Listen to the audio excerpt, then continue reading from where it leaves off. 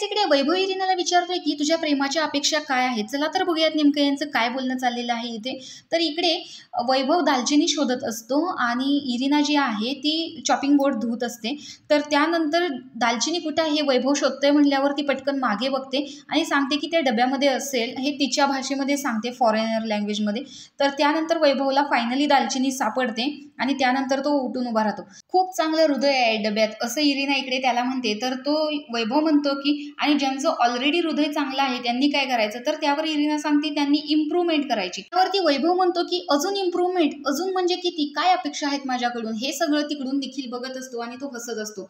तर तो म्हणतो की बघ इरिना, तुझ्यामुळे घरातल्या पोरांचे काय हाल व्हायला लागले. तर इरिनाला ते ऐकू येत नाही, त्यामुळे परत एकदा सांगतो, मी म्हणतोय की बघ इरिना, घरातल्या पोरांचे काय हाल व्हायला लागले. त्यावर वैभव म्हणतो मग. तर ती म्हणते मसाला. हे म्हटलेलं बघून वैभव आणि निखिल हे दोघंही हसत असतात की मसाला, आणि तिने केळीचे चिप्स केलेले असतात त्याच्यावरती ती ब्लॅक पेपर टाकत असते. ती स्वतःच म्हणते की नो इट्स टू मच. तर वैभव देखील म्हणतो की हा, अतिप्रेम देखील धोक्याचं आहे, म्हणजे जास्त प्रेम सुद्धा खूप धोक्याचं आहे. It's never too much.